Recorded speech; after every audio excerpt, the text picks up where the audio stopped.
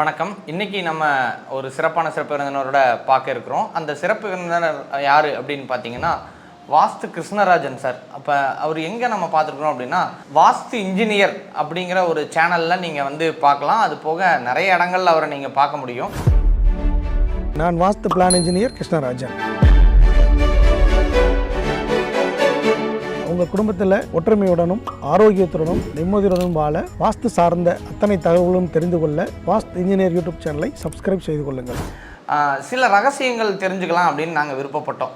அப்போ நம்ம அவரை கூப்பிட்டு ஒரு ரகசியங்கள் பற்றி தெரிஞ்சுக்கணும் அப்படின்னு சொல்லியிருந்தோம்.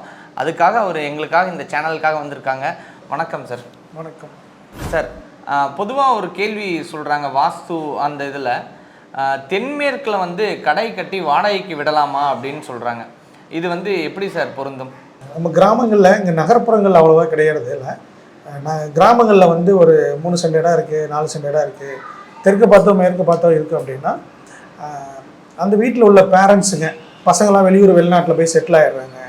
பேரண்ட்ஸுங்க என்ன பண்ணுவாங்கன்னா இதில் ஒரு போர்ஷனை வந்து கடை கட்டி நான் கமர்ஷியலாக வாடகைக்கு விட்டுறேன், அதில் ஒரு வருமானம் எனக்கு ஏர்னிங்ஸ் வரும் அப்படின்னு சொல்லி நம்மகிட்ட கேட்பாங்க. ஸோ பொதுவாகவே குடியிருப்புக்கு பக்கத்தில் கடை கட்டி வாடகைக்கு விடலாமான்னு கேட்டால் ஒரே லைனில் பதில் சொல்லிடலாம், கூடாது அப்படின்ட்டு. ஆனாலும் நிறைய இடங்களில் வந்து கடைகளை கட்டி வாடகைக்கு விட்டுருப்பாங்க. ஸோ ஸ்பெசிஃபிக்காக தெற்கு பார்த்த சைட்டில் தெற்கும் தென்மேற்கெல்லாம் சேர்ந்த மாதிரியும், மேற்கு பார்த்த சைட்டில் மேற்கும் வடமேற்கும் தென்மேற்கெல்லாம் சேர்ந்த மாதிரி கடைகளை கட்டி வாடகைக்கு விட்டுருப்பாங்க. ஸோ இந்த மாதிரியான இடங்களில் 2 இஷ்யூ வந்து நம்மளால் பார்க்க முடியுது. ஒன்று வந்து ஃபேமிலிக்குள்ளே ரிலேஷன்ஷிப் இஷ்யூ வந்து ஜாஸ்தி இருக்குது. அதில் கணவன் மனைவி பிரிவு, அந்த உறவுகளில் விரிசல், இந்த 2 திருமணம் 3 திருமணம் ஆகாமல் போகிறது, குழந்தை இல்லாமல் போகிறது, தத்து கொடுக்கறது, தத்து எடுக்கிறது, இந்த மாதிரியான விஷயங்கள் நடக்கிறத பார்க்க முடியுது. ஃபினான்ஷியலாக வந்து அவங்க ரொம்ப மோசமான நிலைமைக்கு போய் யார் அந்த கடைக்கு வாடகைக்கு விட்டுருக்காங்களோ அந்த கடையை நடத்துகிறவரே அந்த பில்டிங்கை வாங்கின கேஸும் நம்ம பார்க்க முடியுது. உதாரணத்துக்கு ஒரு மளிகை கடைக்கு விட்டுருப்பாங்க. மளிகை கடை வைக்கிறவர் பார்த்திங்கன்னா சவுத்து தமிழ்நாட்டிலேருந்து வந்திருப்பார்.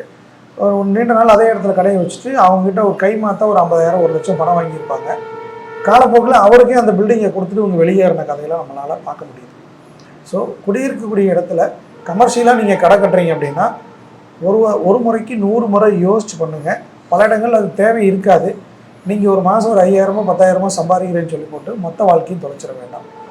ஸோ என்னுடைய கடந்த 16 வருஷ எக்ஸ்பீரியன்ஸில் மேட்டூரில் மட்டும் ஒரே ஒரு கேஸ் மட்டும் நம்ம இது வரைக்கும் கடை கொடுத்துருக்கோம். பட் அதோடைய லேண்டு சைஸ் வந்து பெரிய சைஸு. அப்படி இருக்கும் பட்சத்தில் ஒருத்தருக்கு மட்டும் தான் நம்ம கடை கொடுத்துருக்கோம். பட் அதை தாண்டியும் அவங்களுடைய ஃபேமிலி சுச்சுவேஷன் அந்த மாதிரி இருந்ததுனால நம்ம கடை கொடுத்துருக்கோம். இது வரைக்கும் அதை தாண்டி வேறு யாருக்குமே நம்ம கொடுக்கல. மேலும் வாஸ்து பற்றிய சந்தேகங்களுக்கும் தகவல்களுக்கும் 8220544911 என்ற எண்ணில் தொடர்பு கொள்ளுங்கள். இதில் வாட்ஸ்அப் வசதி இருக்குது. ஸோ இந்த வீடியோ பிடிச்சிருக்கு அப்படின்னா லைக் பண்ணுங்கள். யாருக்கு யூஸ்ஃபுல்லாக இருக்குன்னு நினைக்கிறீங்களோ அவங்களுக்கு ஷேர் பண்ணுங்கள். மறக்காமல் சப்ஸ்கிரைப் பண்ணிக்கோங்க. நன்றி.